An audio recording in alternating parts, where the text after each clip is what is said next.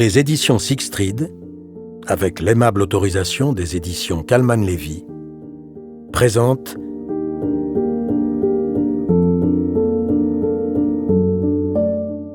La tentation du pardon de Donna Leon, interprété par Renaud Bertin Cordoliani.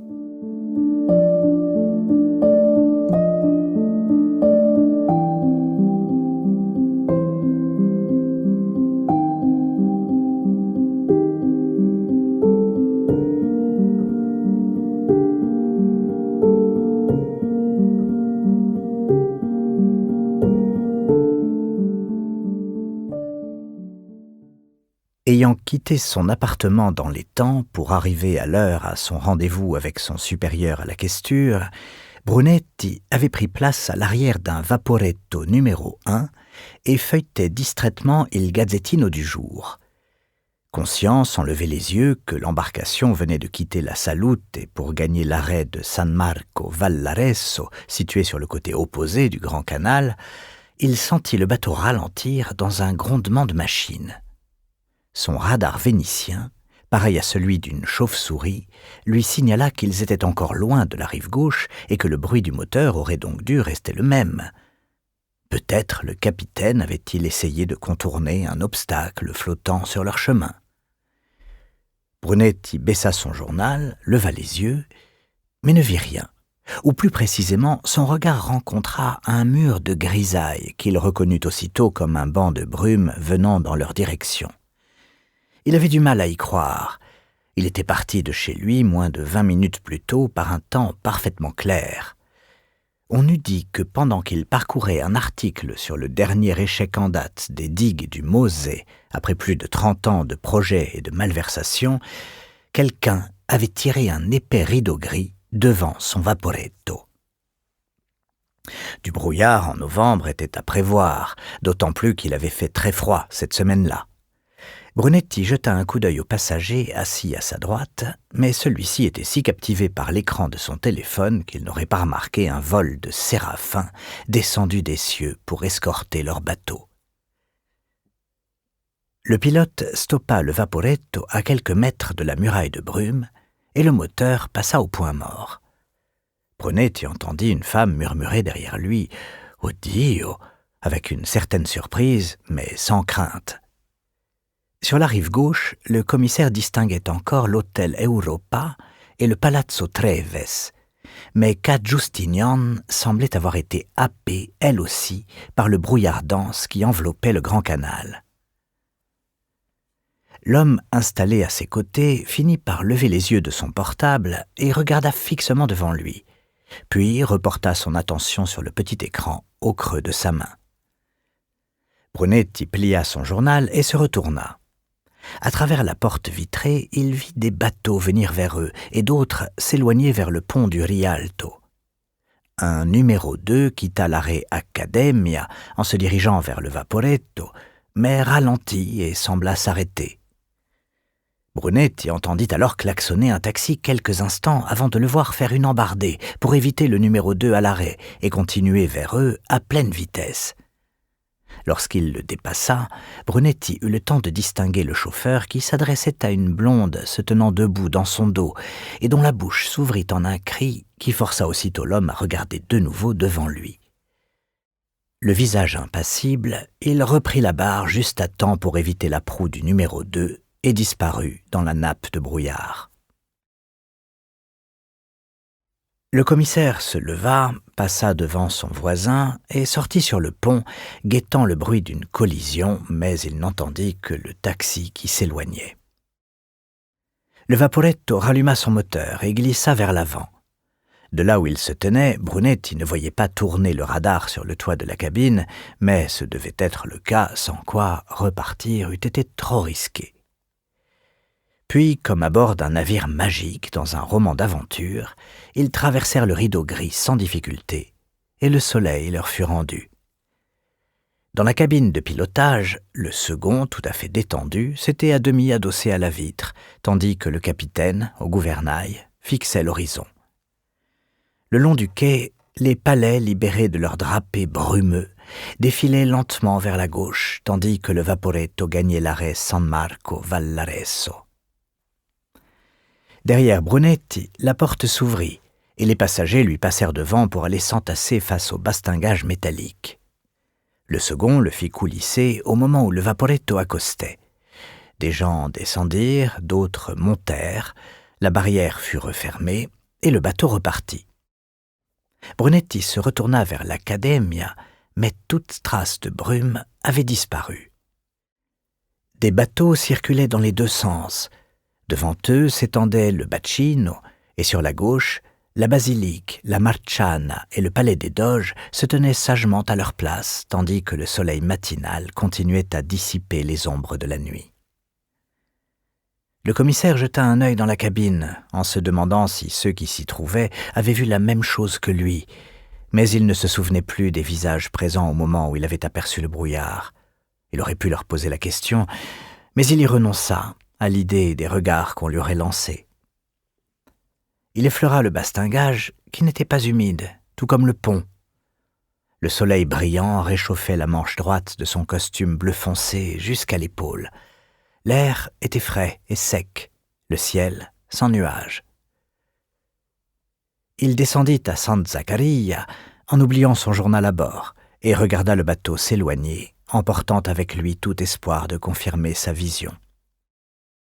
Après avoir lentement longé la riva, lassé de se perdre en conjectures impénétrables, le commissaire se concentra sur les tâches qui l'attendaient à la questure. La veille, il avait reçu dans l'après-midi un email de son supérieur, le vice-questeur Giuseppe Patta, le convoquant dans son bureau le lendemain matin. Aucune justification, ce qui était normal. Un ton courtois, ce qui ne l'était pas. Le comportement du vice-questeur était typique d'un homme ayant fait ses classes au sein de la bureaucratie gouvernementale. Il se disait plus affairé qu'il ne l'était. Il ne manquait jamais une occasion de s'attribuer personnellement les compliments adressés à l'organisme pour lequel il travaillait. Il était passé maître dans l'art de rejeter la faute ou la responsabilité du moindre échec sur les autres. Cependant, malgré son ascension fulgurante au sein de la hiérarchie, il occupait le même poste depuis des décennies, ce qui pouvait surprendre. La plupart des hommes qui atteignaient son grade continuaient à progresser, rebondissant de province en province, de ville en ville, jusqu'à ce qu'une promotion de fin de carrière les mène à Rome, où ils avaient tendance à s'incruster tels de gros grumeaux à la surface d'un yaourt, privant leurs subordonnés d'air, de lumière et de toute possibilité de gravir les échelons. À l'instar d'un trilobite du Cambrien, Patta avait fait son trou à la questure de Venise et était devenu une sorte de fossile vivant. Avec lui, pétrifié dans la même strate, se trouvait son assistant, le lieutenant Scarpa, comme lui, un natif de Palerme, lui ayant préféré ses nouveaux pâturages. Les commissaires allaient et venaient. 3 différents questeurs s'étaient succédés depuis que Patta était en poste à Venise. Même les ordinateurs avaient été remplacés 2 fois. Mais Patta restait tel une moule accrochée à son rocher, indifférent aux vagues qui le laissaient intact et bien en place, avec son fidèle lieutenant à ses côtés. Et pourtant, ni Patta ni Scarpa n'avaient jamais témoigné le moindre enthousiasme ou affection quelconque envers Venise. Si quelqu'un disait que Venise était belle, on se risquait même à la qualifier de plus belle ville du monde. Scarpa et Patta échangeaient un regard rempli d'une désapprobation tacite. Peut-être, semblait-il penser tous deux, mais avez-vous déjà vu Palerme ? Ce fut la secrétaire de Patta, la signorina Elettra Zorzi, qui salua Brunetti lorsqu'il entra dans le bureau d'où elle surveillait celui du vice-questeur. « Ah, commissaire, le vice-questeur a appelé il y a quelques minutes et m'a demandé de vous dire qu'il serait bientôt là. » Si Vlad l'Empaleur s'était excusé pour n'avoir pas suffisamment aiguisé ses pieux, Brunetti n'en aurait pas été davantage étonné. « Il va bien ?» demanda-t-il spontanément. Elle pencha la tête sur un côté en entendant sa question et manqua sourire. « Il a passé beaucoup de temps au téléphone avec sa femme dernièrement, » expliqua-t-elle. « Difficile à dire, il ne répond qu'à demi-mot à ce qu'elle lui raconte. » Elle avait réussi, on ignorait comment, à installer une sorte de mouchard dans le bureau de son supérieur. Brunetti ne voulait pas en savoir davantage et préférait faire semblant de rien. Et quand il est avec Scarpa, ils se mettent à la fenêtre, précisa-t-elle. Cela signifiait-il que son appareil espion était sur le bureau de Pata, ou que ce dernier se doutait de quelque chose et faisait en sorte de couvrir sa voix lorsqu'il conversait avec son bras droit, ou bien appréciait-il simplement la vue? Comment? Brunetti haussa les épaules. Son chemisier, remarqua-t-il, était d'un rouge vif, avec des boutons blancs aux poignets et sur le devant. Le tissu avait la grâce liquide de la soie. Elle croisa les mains sur son bureau. « Je n'ai aucune idée de ce qui le perturbe. » Brunetti sentit qu'elle lui posait en réalité une question, ce qui n'avait aucun sens. D'ordinaire, si quelqu'un savait ce que Pata avait en tête, c'était bien la signorina Elettra. Il ne semble pas nerveux lorsqu'il parle à sa femme. Il l'écoute, mais il lui dit de faire au mieux. Et avec Scarpa, avec lui, il est tendu. Elle s'interrompit comme pour se donner le temps de la réflexion.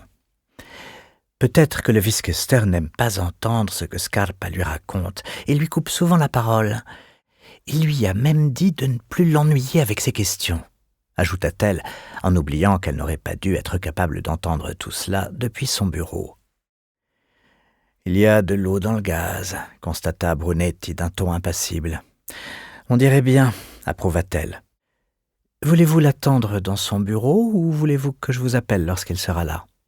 Je monte, appelez-moi à son arrivée. » Incapable de résister à une dernière remarque avant de partir, il ajouta « Je ne voudrais pas que le Wiskester me trouve en train de fouiner dans ses tiroirs. »« Lui non plus », rétorqua une voix grave depuis le couloir. « Ah, lieutenant !» fit Brunetti désinvolte en souriant à l'homme appuyé contre le montant de la porte.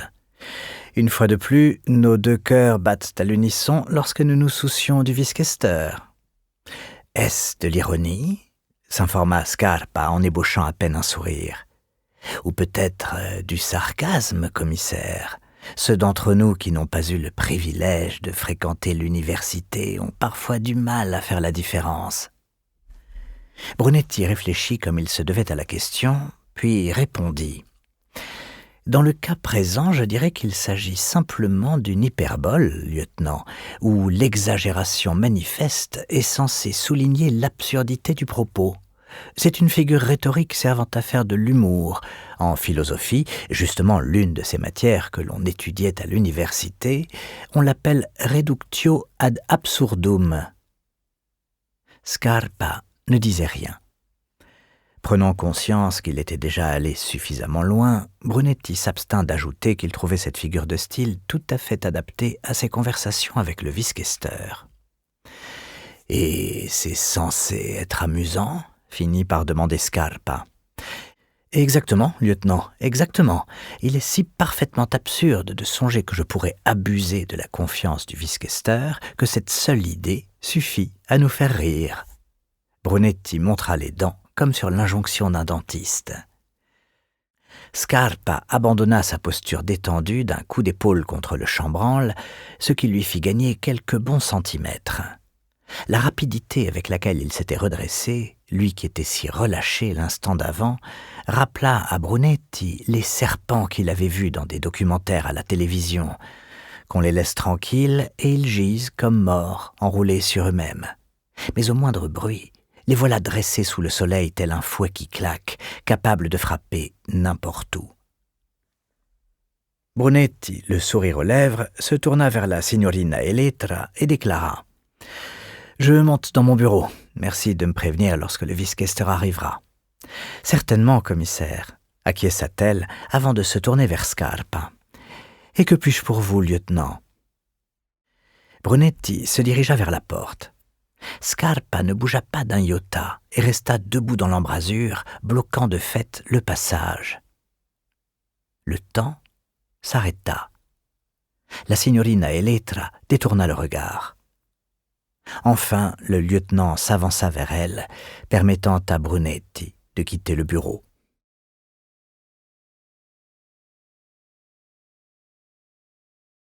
Brunetti trouva sur son bureau ce qu'il ne voulait surtout pas y voir, un dossier qui n'avait cessé de prendre du volume depuis sa création.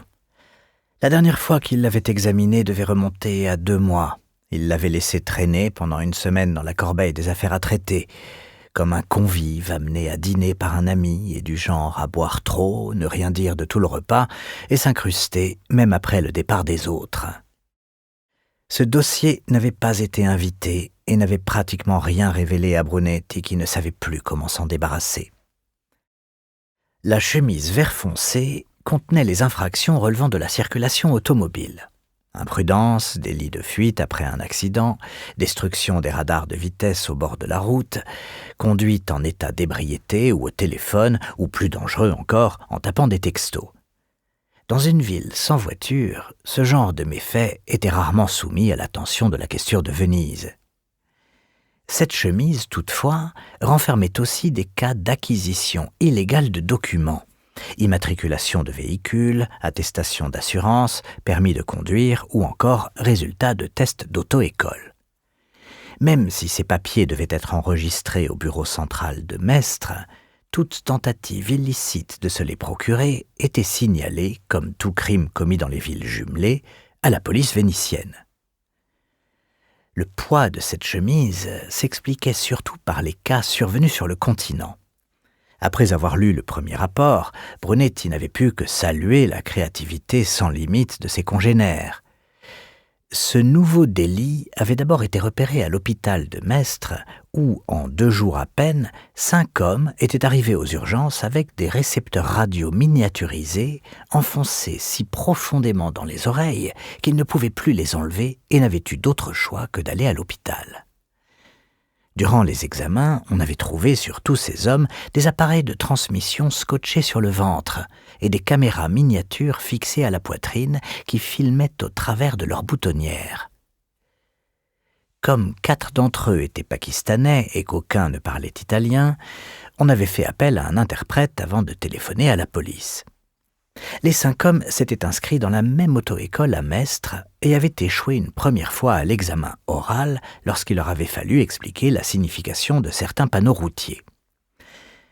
Les transmetteurs, comme la police le découvrit plus tard, leur avaient été donnés par des hommes envoyés par l'auto-école, ceux-là même qui leur avaient enfoncé les récepteurs dans les oreilles. Pendant l'examen, les caméras relayaient les images des panneaux à identifier jusqu'à des gens qui leur chuchotaient la réponse à l'oreille. Ainsi avaient-ils passé leur examen et obtenu leur permis de conduire. Ce service coûtait entre 2 et 3 000 € et avait déjà probablement placé des centaines de chauffeurs non qualifiés au volant non seulement de voitures, mais aussi de camions destinés au transport international. Certain que tout le monde avait déjà pris connaissance du dossier, Brunetti décida de le laisser sur son bureau comme une voiture reste bloquée dans un embouteillage, sans autre issue que la bande d'arrêt d'urgence. Il se disait parfois qu'il ne le gardait là que pour se rappeler à quel point les gens pouvaient se montrer inventifs, en tout cas lorsqu'il s'agissait de gagner de l'argent. Son téléphone sonna. « Le vice-questeur est arrivé, commissaire », lui apprit la signorina Elettra du ton qu'elle employait lorsque Patta pouvait l'entendre. « J'arrive tout de suite », répondit Brunetti en se levant. Patta se trouvait devant le bureau de la signorina Elettra, avec qui il discutait de son emploi du temps pour l'après-midi. Exhibant son bronzage d'automne, il portait ce jour-là un costume gris foncé que Brunetti ne lui connaissait pas. En attendant la fin de leur conversation, le commissaire prit le temps de l'observer. Il nota comment la veste de Patta semblait caresser ses épaules, l'élégance du pli unique de son habit. Son regard descendit le long des manches de la veste et s'attarda sur les boutonnières. Oui, c'était bien du cousu humain, détail vestimentaire qui ne manquait jamais de provoquer l'admiration de Brunetti. Les chaussures noires de Patta avaient bien évidemment été, elles aussi, confectionnées sur mesure. Les petits trous décoratifs à la pointe du pied ne servaient qu'à accentuer la souplesse du cuir. Les lacets étaient à glands. Il en coûtait à Brunetti de reconnaître combien il appréciait ses souliers. « Ah, bonjour, commissaire, dit Patta aimablement. Venez donc dans mon bureau. » Avec le temps, Brunetti s'était mis à soupçonner que Patta ajustait sa prononciation selon l'importance de son interlocuteur. Avec le questeur, Patta parlait un italien d'une pureté impeccable, plus toscan qu'en Toscane. Il recourait au même registre avec la signorina Elettra. En revanche, son degré d'accent palermitain était inversement proportionnel à l'estime qu'il portait à son interlocuteur. Il pouvait alors se mettre à produire des sons étranges. Les substantifs féminins se terminaient en « i », les doubles « l » se métamorphosaient en un double « d », la Madonna devenait la Maronna et bello devenait beddu. Le « i » initial s'évanouissait parfois dans certains mots, mais revenait bien vite à la vue de quelqu'un de haut placé. Le bel italien de Patta à l'encontre du commissaire lui laissait entendre qu'il avait pris du galon. Mais le bon sens incita Brunetti à considérer cette promotion comme temporaire. Patta entra le premier et laissa le soin à Brunetti de fermer la porte. Le vice-questeur se dirigea vers son bureau, puis changea de direction et s'installa dans l'un des fauteuils qui lui faisaient face, laissant Brunetti choisir le sien. Une fois assis, Patta commença. « Je voudrais vous parler franchement, commissaire. » Brunetti renonça à lui demander comment, dans ce cas, il lui avait parlé jusqu'à présent, et préféra adopter une expression ouverte et pleine d'intérêt. Au moins, Patta n'avait-il pas perdu de temps en préliminaire. Il s'agit d'une fuite. Une fuite, s'enquit Brunetti, résistant à l'envie de regarder le plafond. Partie de la questure, précisa Patta. Ah, ce genre de fuite, se dit Brunetti, se demandant ce que le vice-questeur avait à l'esprit. Comme aucun article embarrassant n'était paru récemment dans Il Gazzettino ou dans la Nuova di Venezia, il n'avait pas d'indice. Ne sachant comment répondre, il posa de nouveau son regard sur la veste de son supérieur et ses boutonnières faites à la main. La beauté était là où on la trouvait, et sa vue constituait toujours un réconfort. « Qu'y a-t-il, commissaire » s'informa Patta en reprenant son ton inquisiteur habituel. Sans hésitation, et peut-être pour la première fois depuis des années, Brunetti répondit honnêtement.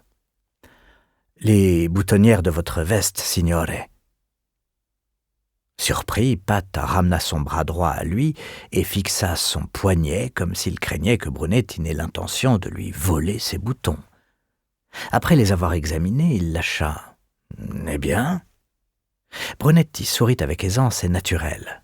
« Elles sont magnifiques, monsieur le vice-questeur. »« Mes boutonnières ?»« Oui. »« Vous pouvez voir la différence ?» Elle est évidente. Cela fait plaisir de voir du cousu humain de cette qualité. C'est comme la mousse du café. Il n'y en a pas forcément, et pour la plupart des gens, c'est sans importance. Mais quand il y en a, et que vous la remarquez, elle semble lui donner meilleur goût.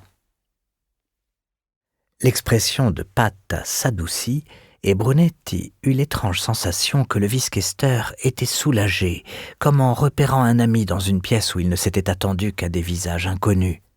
« J'ai trouvé un tailleur à Mogliano, » révéla Patta. « Je peux vous donner son nom, si vous voulez. »« C'est très aimable à vous, monsieur. » Patta tendit le bras et tira sur sa manchette, puis s'enfonça dans son fauteuil. Brunetti prit conscience que c'était leur toute première conversation personnelle, menée sur un pied d'égalité, et qu'ils parlaient de boutonnières. « Ces fuites, monsieur, pourriez-vous m'en dire davantage ?» « Je voulais vous en parler, Brunetti, parce que vous connaissez les gens ici, » répondit le vice-questeur, rappelant à Brunetti qu'il s'agissait toujours du même vieux Patta pour qui les rouages internes de la questure relevaient des mystères de Delphes. Brunetti agita une main en l'air pour rejeter ces vérités dont, selon Patta, il connaissait le secret, ou peut-être pour les convoquer depuis le fond des abîmes. « On se confie à vous, » insista Patta. Ses soupçons relaxèrent Brunetti. Le sujet de conversation avait beau être inédit, leur vieil antagonisme avait bel et bien été restauré. Il écarta sa sollicitude momentanée pour Pat et revint à son bon sens originel. « Et que m'aurait-on confié, monsieur le vice-questeur ?» Pat s'éclaircit la gorge et répondit en s'efforçant visiblement de masquer son indignation. « Si j'en crois les rumeurs, certains se plaignent du lieutenant Scarpa. » Puis, d'un ton plus calme, comme s'il jugeait ce point de moindre importance, il précisa. « Il paraîtrait aussi que quelqu'un aurait diffusé le nom d'un suspect convoqué ici pour un interrogatoire. »« Retiens-toi, » se dit Brunetti en songeant à Scarpa. Il n'avait pour le lieutenant que mépris et méfiance, et ne cherchait pas spécialement à dissimuler ses sentiments que Pat ne remarquait pourtant jamais, comme tant d'autres choses relatives à la questure. Le mieux était de jouer la carte de la surprise. Celle de l'outrage aurait été excessive, en y mêlant peut-être un brin de curiosité. Mais qu'en était-il donc de ces fuites ? Êtes-vous autorisé à me dire d'où vous détenez ces informations, monsieur ? Elles m'ont été toutes deux rapportées par le lieutenant lui-même, répliqua Pat. Le lieutenant vous a-t-il révélé ses sources ? Après un moment d'hésitation, Pat répondit. Il m'a dit qu'il les tenait d'un de ses informateurs. Brunetti se frotta la lèvre inférieure de la main gauche. Je trouve étrange qu'un informateur puisse fournir des éléments au sujet de la questure que personne ici ne semble connaître. Vous pourriez vous renseigner auprès de la signorina Elettra. Je voulais vous en parler d'abord, rétorqua Pat sans autre explication. Brunetti opina du chef comme s'il suivait parfaitement le raisonnement du vice-questeur. C'était sans doute le cas. Pat hésitait à déranger la signorina Elettra au nom d'un soupçon peut-être dénué de fondement. Cette source est-elle fiable ? Comment le saurais-je ? Répliqua Pat. Ce n'est pas à moi de traiter avec les informateurs. L'instinct de survie professionnelle conseilla à Brunetti de se garder de tout commentaire. Quelqu'un aurait pu faire courir ce bruit pour créer des frictions entre le lieutenant et son équipe. Il ne fait aucun doute que les collègues du lieutenant ont sur lui une opinion bien précise. Il marqua un temps, puis ajouta, alors que Pat tentait encore de comprendre ce qu'il entendait par là, « Je ne tiendrai pas compte de ces propos, monsieur, si j'étais vous. » Pat remua dans son fauteuil, peut-être songea Brunetti sous l'effet de la gêne. Il attendit un instant en signe de respect, puis se leva. « S'il n'y a rien d'autre, monsieur le vice-questeur, je retourne dans mon bureau. »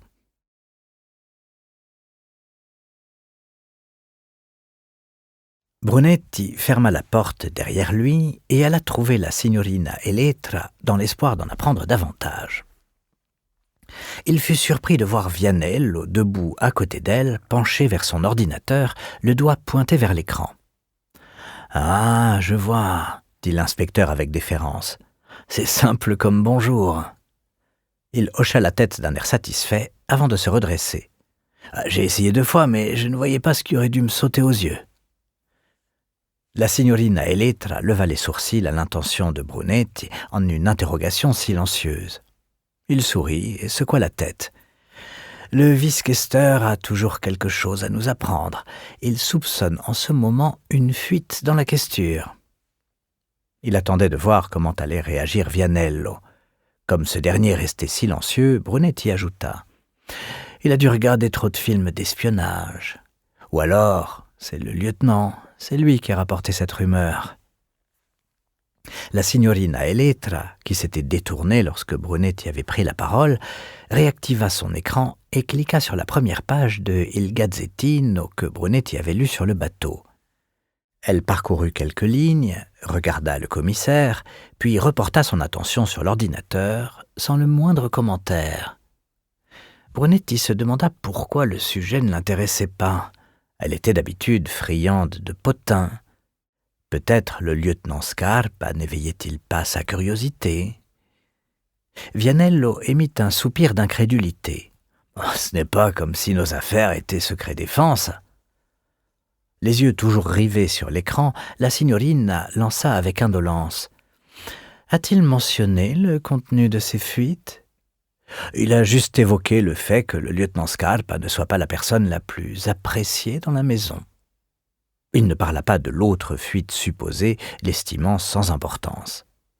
La signorina Elettra fut sensible au nom de Scarpa.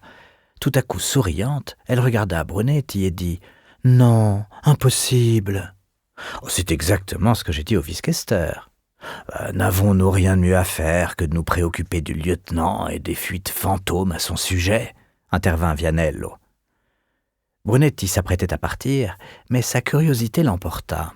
« Quel problème étiez-vous en train de résoudre quand je suis entré ?» Vianello et la signorina Elettra échangèrent un regard, et l'inspecteur déclara « Allez-y, dites-le lui. Je peux encaisser, je suis un homme. » C'était un des devoirs de son fils, expliqua la signorina Elettra. Luca est dans une classe avancée en informatique, enchaîna Vianello. Son professeur leur a donné un problème qu'il avait des difficultés à résoudre. Je voulais me pencher sur la question parce que les ordinateurs ici sont beaucoup plus sophistiqués. Je me croyais capable de m'en sortir. Mais, relança Brunetti, même s'il se doutait de la suite, je n'y suis pas arrivé, avoua Vianello en haussant les épaules. « Oh, j'ai dû réfléchir un long moment avant de comprendre comment y parvenir, » intervint la signorina Elettra avant de se tourner vers Vianello. « Luca a-t-il trouvé la solution ?»« Oh, je lui ai demandé au petit déjeuner, » répondit Vianello en riant. « Il m'a dit qu'il avait eu une révélation pendant la nuit, qu'il s'était levé pour y travailler et qu'il avait fini par le résoudre. » « A-t-il trouvé la même réponse que nous ?» Brunetti nota la délicatesse de son pluriel. « Je ne sais pas, il était pressé, il m'a dit qu'il m'en parlerait au dîner. » Ils furent interrompus par l'arrivée d'Alvise. « Ah, vous voilà, commissaire, » dit-il en le saluant. Il s'appuya contre le montant de la porte, la main sur le cœur, le souffle court, pour montrer qu'il avait grimpé l'escalier en courant. Alvise était le plus petit dans la police. Les marches étaient-elles plus hautes pour lui que pour les autres ? « Et il y a une femme en bas qui veut vous parler, » annonça-t-il, non sans effort. « Il aurait été plus facile de m'appeler, Alvise, » nota Brunetti. Le visage d'Alvise se pétrifia. Il baissa la main et cessa de halter, figé devant le bon sens éclatant de cette remarque, avant de lâcher. « Je sais, dottore, mais je voulais lui montrer que j'avais saisi l'importance de sa requête. »« Alors descends et fais-la monter dans mon bureau, s'il te plaît, » répondit Brunetti, qui ne voyait pas ce qu'il aurait pu dire d'autre.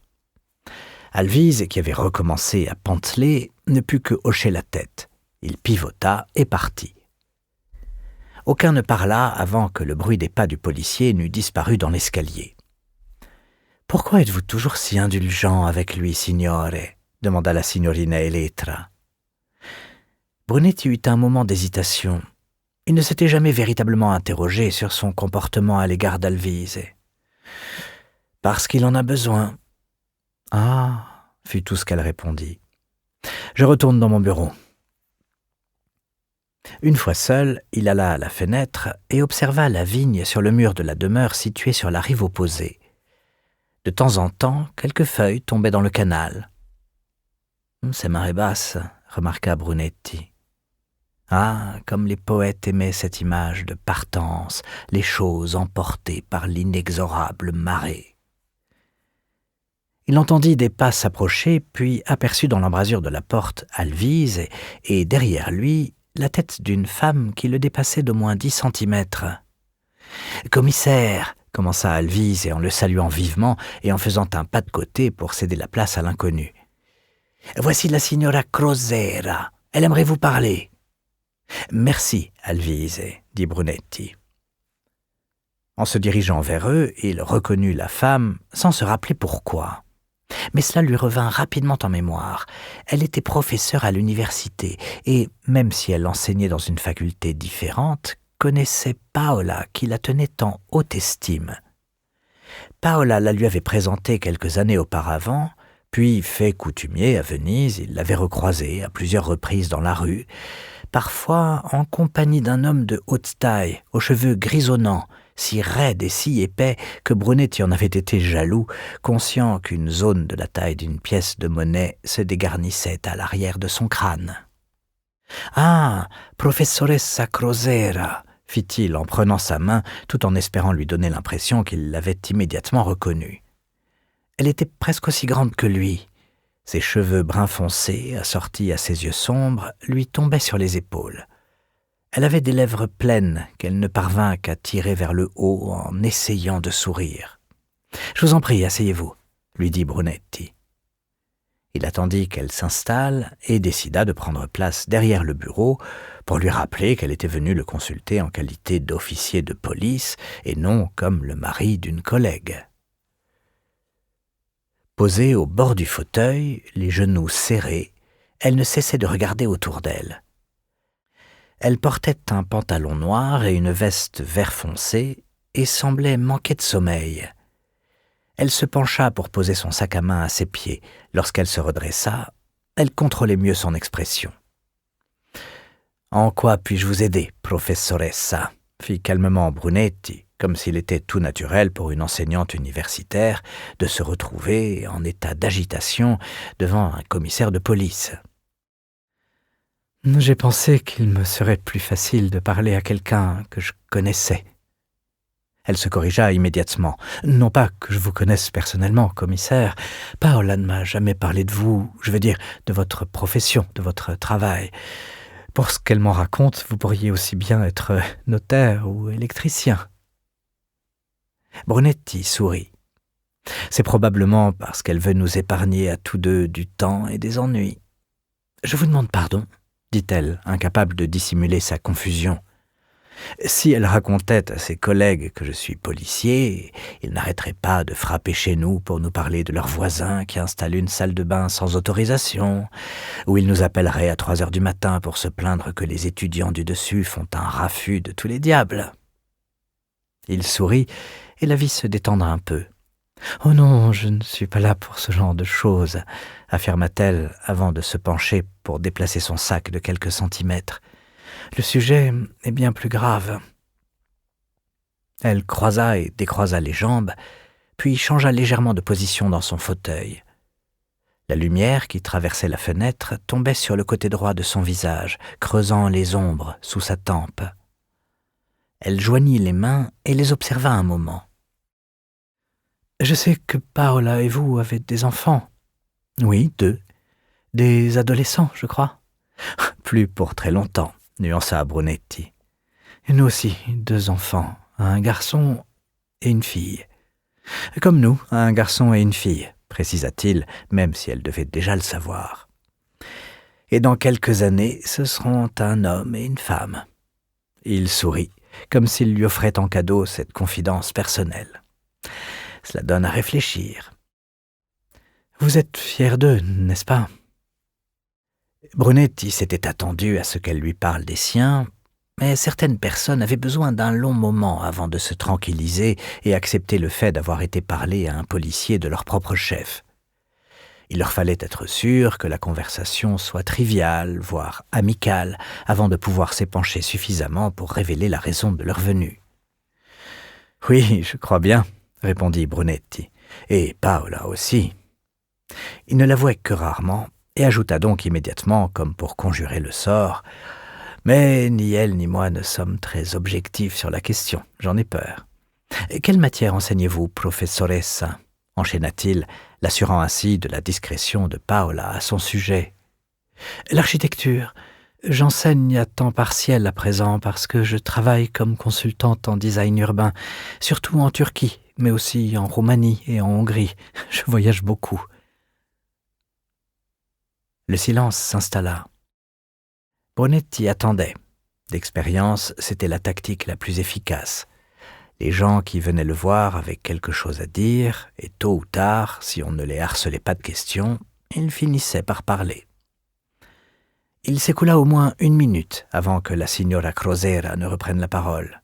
« Les miens aussi sont de bons enfants, mais mon fils a changé. » Elle se pencha en avant et Brunetti crut qu'elle allait prendre son sac et lui montrer une photo de la fille restée sage ou du garçon qui n'était plus. Mais elle ne faisait que s'agiter avant de soudain redevenir immobile. « Je suis inquiète », déclara-t-elle, et sa gorge se noua après ce mot. Elle enfouit son visage dans ses mains. Brunetti détourna les yeux et regarda par la fenêtre, le seul geste décent qu'il put lui offrir. Il tombait un crachin irrégulier, le genre de pluie qui irrite la population et n'est d'aucune utilité aux agriculteurs. Bien qu'irrémédiablement citadin, Brunetti ne manquait jamais d'avoir une pensée pour les paysans les jours pluvieux, indépendamment de la saison, et il leur souhaitait des terres fertiles et des récoltes fructueuses. Au fil des ans, la pluie avait abîmé ses chaussures, trempé ses imperméables et même détérioré une fois son plafond, mais il continuait de l'accueillir à bras ouverts, saluait son arrivée et éprouvait un plaisir physique à la regarder tomber. La pluie redoubla d'intensité et il se demanda si la professoressa Crosera avait laissé son manteau à l'accueil. Il savait qu'il y avait 2 parapluies de secours dans son placard, il pourrait donc lui en procurer un sans problème une fois leur entretien fini. Mais comment pouvait-il finir s'il n'avait même pas commencé ? « C'est au sujet de mon fils », l'entendit-il articuler. Brunetti nota qu'elle avait toujours les yeux fermés, même si ses mains étaient maintenant posées sur ses genoux. Une rafale contre la vitre attira son attention sur la pluie désormais battante. « Je pense pouvoir parler maintenant », affirma-t-elle plus calmement. « Mon fils a 15 ans. Il est au lycée Albertini, mes 2 enfants y sont d'ailleurs. C'était l'établissement que le commissaire aurait certainement choisi s'il n'avait décidé d'inscrire ses enfants à l'école publique. Ce lycée privé, onéreux, dont presque tous les cursus se faisaient en anglais, était situé dans un palais sur le Campo Santi Giovanni e Paolo et méritait sa bonne réputation. La plupart de ses bacheliers continuaient leurs études à l'université, beaucoup d'entre eux décrochant des bourses pour l'étranger. « C'est une très bonne école », dit Brunetti. Il fallut à la signora Crosera un moment avant de pouvoir hocher la tête. « Depuis combien de temps vos enfants y sont-ils inscrits ?» reprit-il, s'abstenant de parler uniquement de son fils. « Sandro est en 2e année de lycée. »« Et votre fille ?» s'enquit Brunetti avec douceur, comme si la question coulait de source. « Elle est en 4e année. »« Cela se passe bien ?» poursuivit-il, aussi vague que possible. « Pour Aurelia, oui. » répondit-elle instantanément, comme si elle réagissait à une bénédiction. « Pour Sandro, » commença-t-elle, mais sa voix s'éteignit. « Non, plus maintenant. »« Il ne travaille pas assez ?» s'informa Brunetti par pure politesse, envisageant déjà les raisons de l'échec scolaire de son fils. « Il ne travaille plus, » répondit-elle avec hésitation.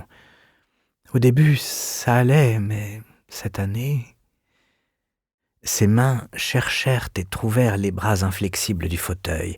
Elle fixa le bureau de Brunetti comme si elle pouvait y lire les bulletins scolaires de son fils, ses notes en baisse, sa conduite déplorable.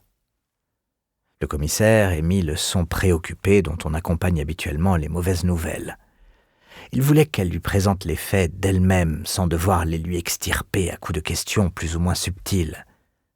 Il se demanda de quoi il pouvait bien s'agir, et la drogue lui vint immédiatement à l'esprit, le premier en tête des cauchemars des parents.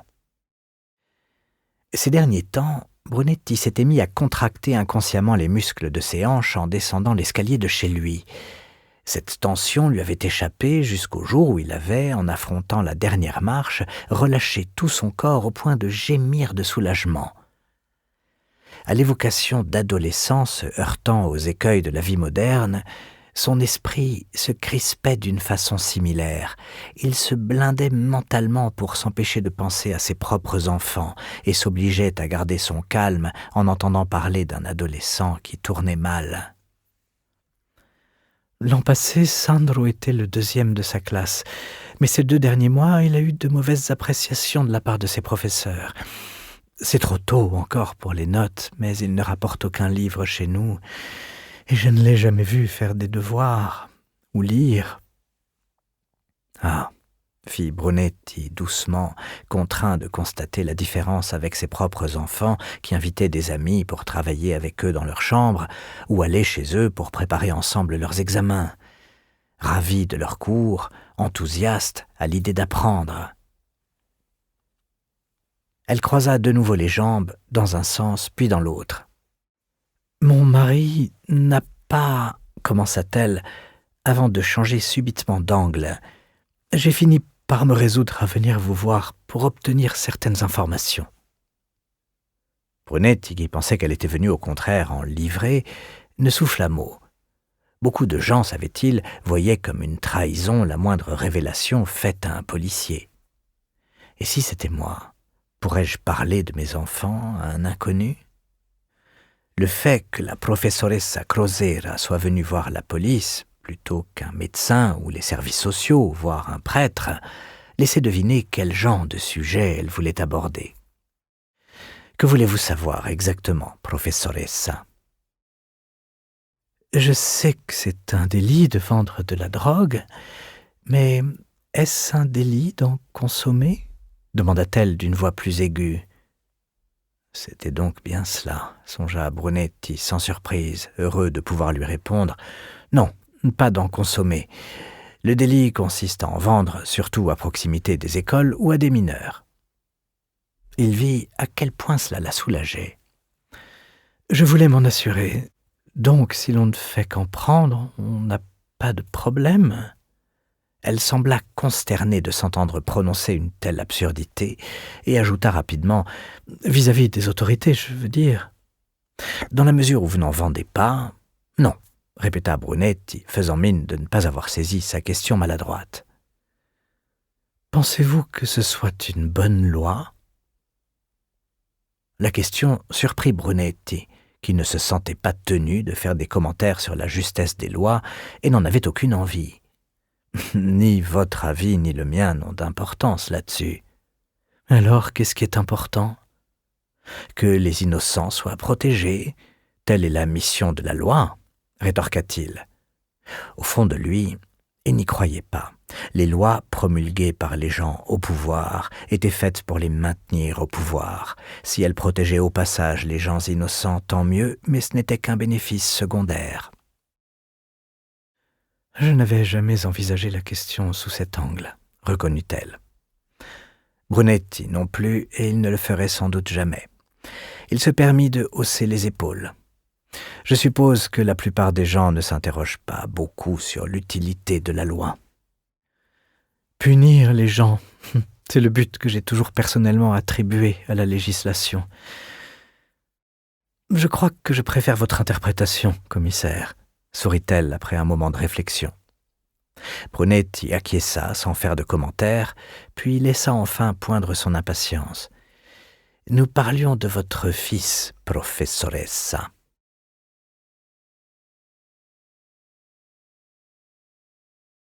Elle sembla ébranlée par sa brusquerie. « Oui, bien sûr. » Elle baissa les yeux sur le bureau du commissaire et finit par avouer. « Je crois qu'il se drogue. » Elle se tut, comme si elle avait accompli sa mission et pouvait désormais s'en aller. Brunetti décida qu'il était temps d'accélérer l'entretien.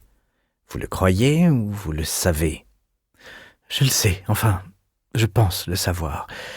Les enfants parlent entre eux à l'école et un garçon a dit à Aurelia que Sandro allait avoir de gros problèmes à cause de son comportement. » « De gros problèmes ? Mais a-t-il parlé de drogue ?» Cette question l'a surpris manifestement. De quoi d'autre aurait-il pu parler ? Elle baissa la voix et ajouta « La drogue, je ne vois que cela. » À quand cela remonte-t-il ? Cela fait 1 semaine qu'il l'a dit à Aurelia et elle m'en a parlé il y a 2 jours. Pourquoi ne pas vous l'avoir dit tout de suite ? Elle m'a expliqué qu'elle voulait observer Sandro elle-même avant de m'en parler. Et l'a-t-elle fait ? Elle lui lança un regard perçant et répondit sur la défensive. Elle a essayé de lui parler, mais il s'est mis en colère et lui a dit de se mêler de ses affaires. Brunetti pensa à ses propres enfants et au ton qu'ils employaient entre eux de temps à autre. Son visage devait clairement exprimer son scepticisme, car elle observa. Il n'avait jamais parlé à Aurélia comme ça. Elle a dit qu'il était vraiment hors de lui. Mais vous, professoressa, qu'avez-vous remarqué d'autre? En quoi a-t-il changé? Il est d'humeur maussade et n'aime pas que je lui demande comment se passe l'école. Parfois, il ne rentre pas dîner, ou bien il appelle et dit qu'un ami l'a invité à rester manger.